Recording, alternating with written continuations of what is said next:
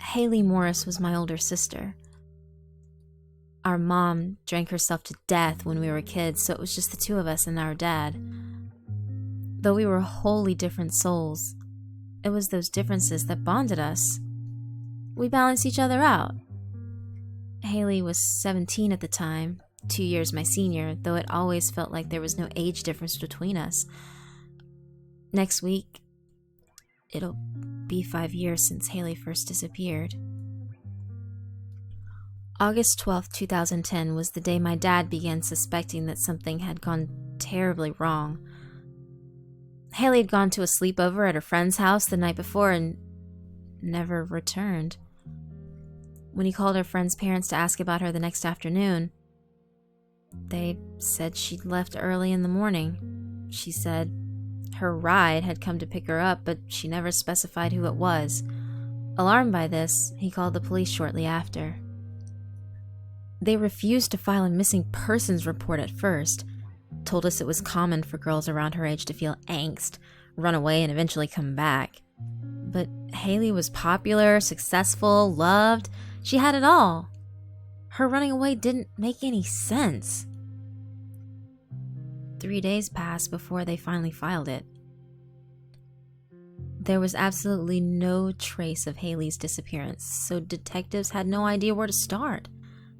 A few weeks later, hundreds of volunteers combed my area of the city and the rural fields around it. Nothing. Hayley's best friend Melissa, the girl whose house she was sleeping over at, said Hayley hadn't been acting out of the ordinary. She did, however, suspect that she had started talking to someone online. She left her laptop open one day and Melissa stumbled upon messages with someone with the username Dynamite111. Male, 18, USA, in an online chat room. Hayley came back into the room before Melissa got the chance to read their conversation. She seemed panicked when she saw Melissa looking at the laptop, immediately slammed the screen shut and changed the topic. Melissa brushed off the incident and never thought much of it after that. I knew Hayley spent a lot of time on the computer in her spare time and often made online friends. Perhaps she'd attracted some bad company along the way.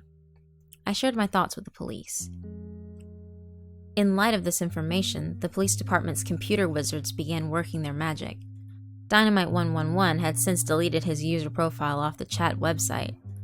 They then went through Hayley's laptop. There were a few short snippets of conversations between her and Dynamite111 saved chronologically in her notes. They spanned over the course of about a month. I've never met a girl like you. Like me? Extraordinary. In what way? Every way possible. Nebraska isn't that far away from Canada. You'd be worth the trip. You wouldn't actually come here all the way for me. I travel any and all lengths for you. Have you told your dad or your sister about us? Well, I don't know how I'd start explaining. Good. Don't. We'll tell them together where they can see our love between us firsthand.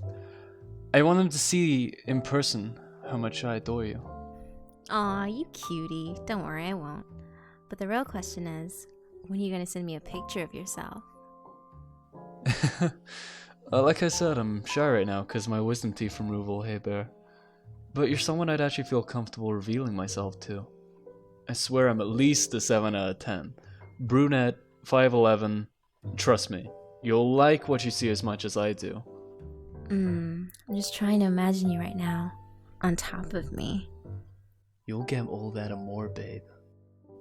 Good morning, princess. Morning, baby. 15 mornings left till you're here.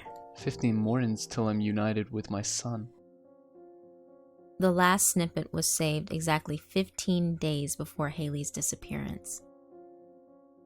I knew Hayley better than she knew herself. I knew Dynamite111 had her wrapped around his finger. He definitely had a way with his words. She'd always craved assurance, attention, and validation, and he spoon-fed it to her.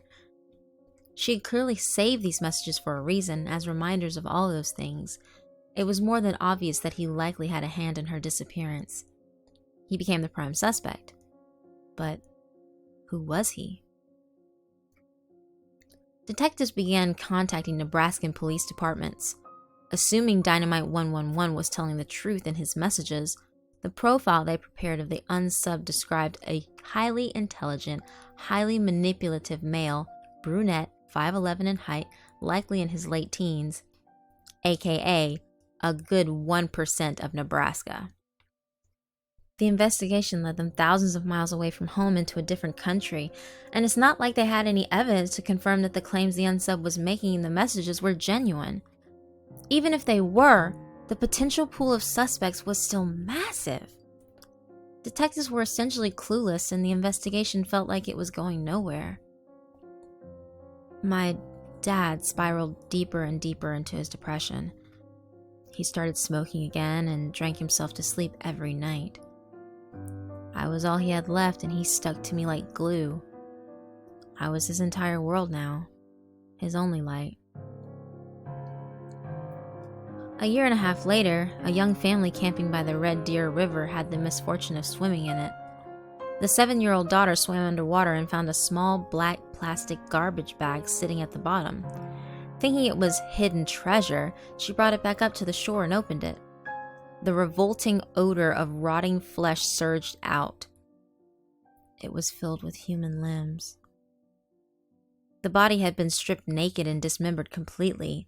Arms, thighs, calves, feet, fingers, toes, the torso cut in half horizontally, and at the very bottom of the bag, a head with blonde hair, the mouth stuck in a haunting gasp and eyes gouged out. Dental records confirmed that it was Hayley. Though the remains were badly decomposed, the autopsy report suggested she'd been dismembered while she was alive. Bruising around her wrists and ankles indicated she'd been tied down when it happened, but there were no signs of a struggle before that. She didn't see it coming. The cuts were rough, violent, and evidently passionate. They wanted her to make her feel as much pain as she could in her final moments. They wanted her to feel helpless and insignificant, to remind her that she was no more than a mass of flesh, no more than a foolish animal raised for slaughter.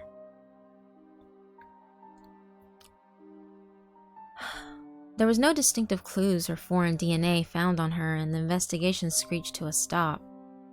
Over 2 years, all they pieced together with certainty was that Hayley had likely met up with someone she met on the internet.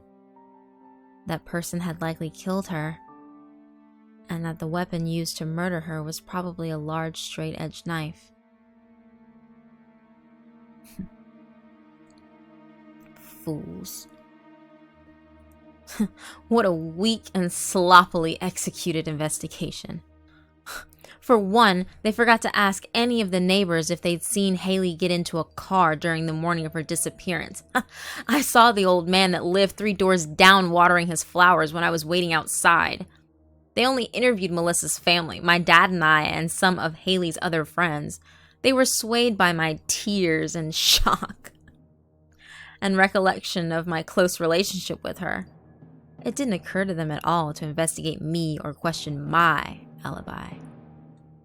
But where was I that morning, though? Sleeping soundly in my bed, right? No, I had been awake since 5 a.m. getting all my tools in order. My dad was never a chef and never realized our largest butcher knife had gone missing. The $600 cash I'd withdrawn out of my savings account to buy the shitty little car I picked Hayley up in was used to go back to school. Makeup and shoe shopping with, I told him. How these occurrences didn't raise any red flags for him still boggles my mind. But obviously I'm glad they didn't. I fucking got away with it. I messaged Hayley as Dynamite 111 the night of her sleepover to remind her about our plans. I'm just stopped at a Starbucks in North Dakota right now to grab some coffee, and use the Wi-Fi, of course, to talk to you. I should be there just by 7 a.m. I'll honk twice when I'm outside to let you know it's me, Kay? KK, I can't believe this is finally happening. But don't you ever think we rushed into it too soon? I feel like I know all I need to know about you after just a month. I know you feel that too. I just can't wait any longer, baby. I crave you. Mel wants to watch a movie, so I have to go. I guess I'll see you in a few hours. Love you. I love you more. The next morning, I took the city bus to the random alley I was keeping the car parked in with my backpack of supplies. I drove it over to Melissa's house and honked twice. Hayley emerged from the front door and walked towards my car. Oh, what the fuck, Julia? She said when she got close enough to see clearly through the window, startled. I laughed playfully. Hey sis, surprise! Max told me everything a few nights ago and asked me to come get you to meet him in a secret location. He has something special planned for you. I winked. She covered her mouth and chuckled. Oh my god!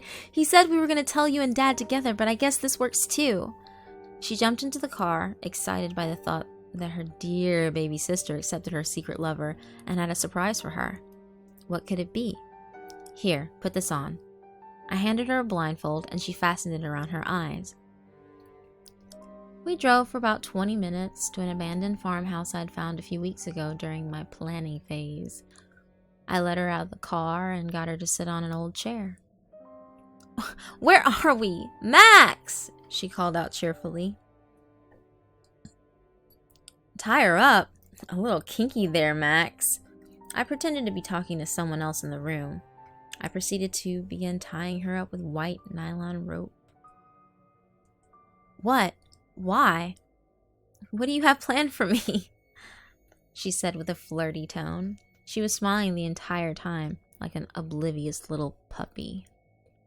Just sit still, you'll see, I said as I finished securing the rope around her ankles. I undid her blindfold and walked back around to stand in front of her, butcher knife grasped tightly in my left hand. A fit of laughter rushed through me.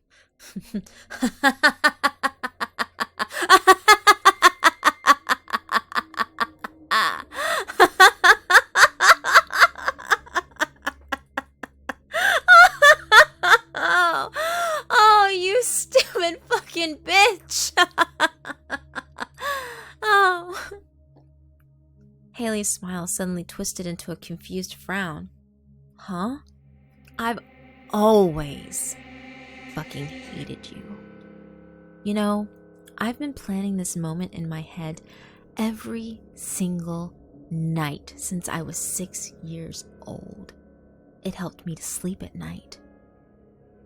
What are you Hayley and I were wholly different souls, and it was those differences that bonded us. We balanced each other out. I hated her. She loved me. She was the empathetic sweetheart. I was the malevolent outcast. More than anything, I hated that my mother could always see these differences between us, even as kids. She had always favored Hayley over me. I was the reason she even began drinking. She looked terrified every time she'd try looking into my eyes and saw blankness staring back. I was the child every parent had nightmares about. The one without a conscience, the one with no moral compass, guided not by love or compassion, but by the most primal of animal instincts. It was a competition more than it was sisterhood.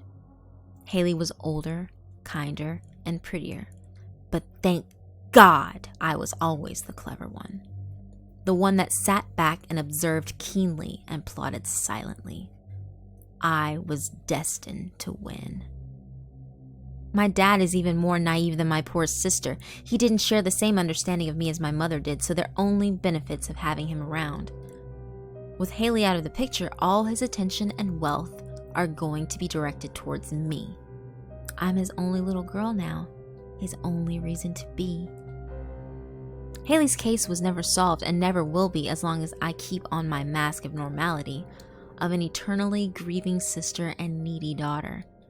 They'll never understand the feeling of having someone completely at your mercy.